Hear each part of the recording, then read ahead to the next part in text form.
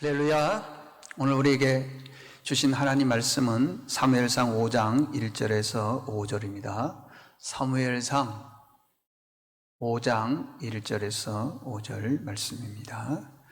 같이 한 목소리로 읽겠습니다. 시작. 블레셋 사람들이 하나님의 궤를 빼앗아 가지고 에베네셀에부터 아수솥에 이르니라. 블레셋 사람들이 하나님의 궤를 가지고 다곤의 신전에 들어가서 다곤 곁에 두었더니 아스돗 사람들이 이튿날 일찍이 일어나 본즉 다곤이 여호와의 궤 앞에서 엎드려져 그 얼굴이 땅에 닿았는지라. 그들이 다곤을 일으켜 다시 그 자리에 세웠더니 그 이튿날 아침에 그들이 일찍이 일어나 본즉 다곤이 여호와의 궤 앞에서 또다시 엎드려져 얼굴이 땅에 닿았고 그 머리와 두 손목은 끊어져 문지방에 있고 다곤의 몸뚱이만 남았더라. 그러므로 다곤의 제사장들이나 다곤의 신전에 들어가는 자는 오늘까지 아스돗에 있는 다곤의 문지방을 밟지 아니하더라. 아멘. 오늘 말씀은 언약궤에 나타난 축복과 저주이라는 말씀을 전하겠습니다. 시편 119편 1절에 보면은 여호와의 율법을 따라 행하는 자는 복이 있으며 그랬습니다. 9절에 보면 청년이 무엇으로 그 행실을 깨끗게 하리이까 주의 말씀만 따르리이다. 17절 보면은 주의 종을 후대하여 주소 살게 하소서 그리하면 주의 말씀을 지키리이다. 여기도 말씀이 나오죠. 49절 보니까 주의 말씀은 내게 소망을 갖게 하였도다 그랬습니다. 여기도 말씀이 나오죠. 71절에 보니까 고난당하는 것이 내게 유익이라 이로 말미암아 내가 주의 율례를 배우게 되었도다. 여기도 율례 말씀이 나오죠. 105절에 보니까 주의 말씀은 내 발의 등이요 내 길의 빛이니이다. 오늘 시편 119편에 주시는 그 말씀이 뭐겠어요? 하나님은 우리 인생을 축복할 때 반드시 말씀을 통해서 축복한다는 것입니다. 말씀을 통해서 은혜를 베풀고 말씀을 통해서 앞길을 열어주시기도 하고 출세도 하고 성공도 하게 된다는 것입니다. 다 말씀을 통해서 하나님께서 말씀하시고 축복하신다는 것입니다. 자, 이스라엘 백성들과 블레셋이 전쟁을 했습니다. 홈리와 비느하스가 전쟁터에 나갈 때 그냥 나가는 것이 아니라 하나님의 임재의 상징인 법궤를 가지고 나갔습니다. 왜 그렇죠? 그 법궤를 가지고 가면은 승리할 거라고 생각을 했습니다. 그런데 전쟁터에 나가서 승리한 것이 아니라 완전히 패해버렸습니다. 그리고 법궤까지 뺏겨버렸습니다.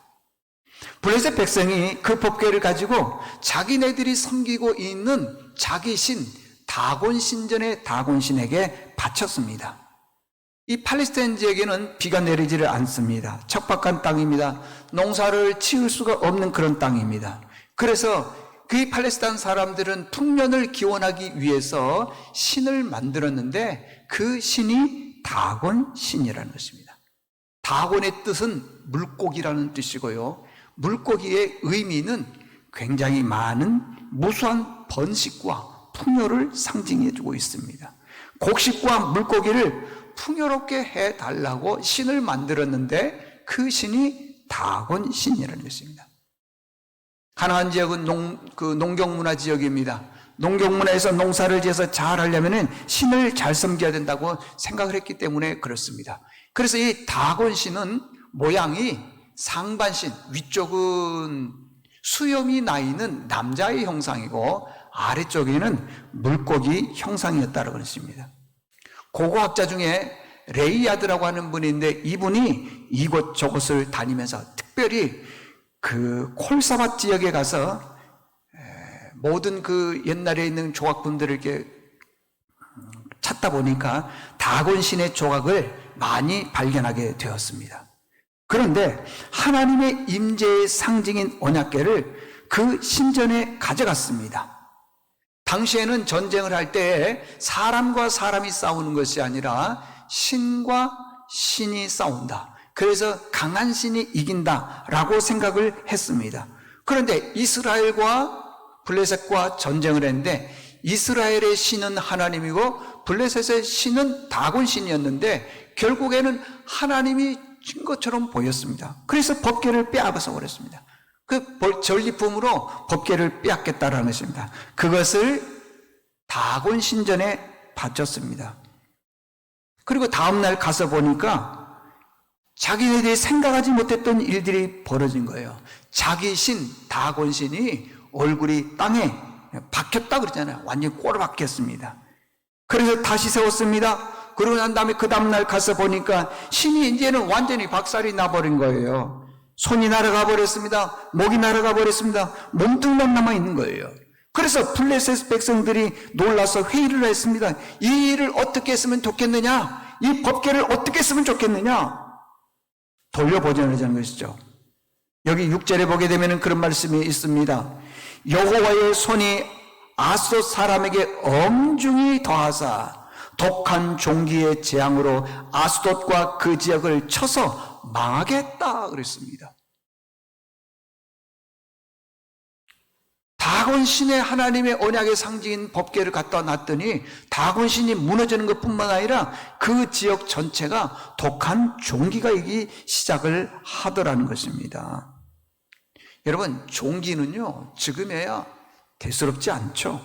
뭐 어떤 약을 바르게 되면 낫지만은요, 그러나 이때 당시에 종기는 나서 잘못 만지게 되면은 이게 위험하다는 것입니다.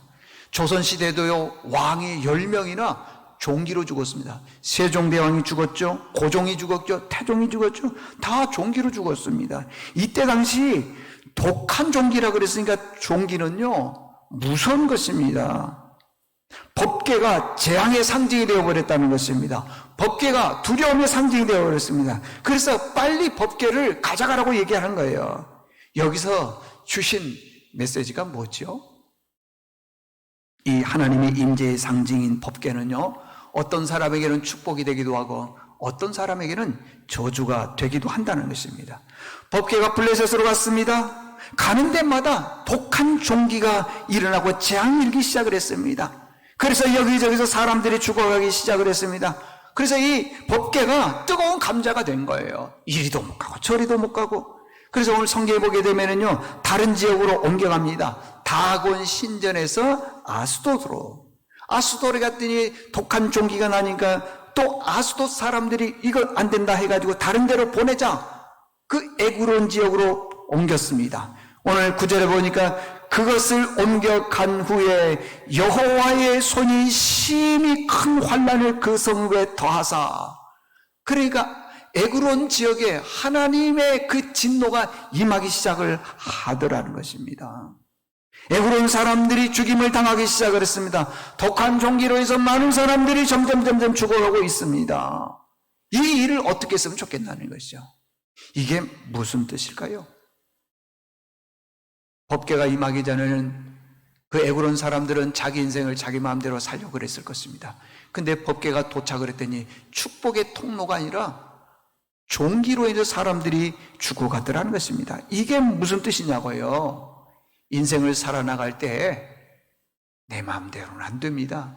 먼 훗날 하나님의 심판대 앞에 섰을 때 믿지 않는 사람들에게 하나님께서 독한 종기를 줄지도 모른다는 것입니다.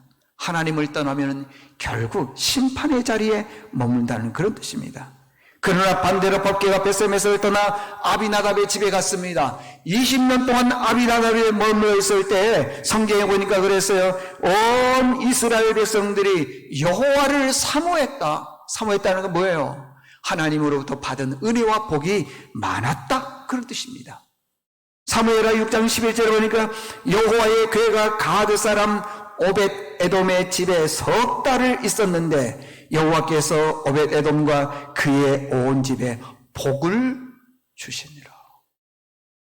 법궤가 임함으로 인해서 저주를 받은 사람이 있는가 반면에 법궤가 임함으로 인해서 하나님의 축복을 받은 사람들이 있더라는 것입니다.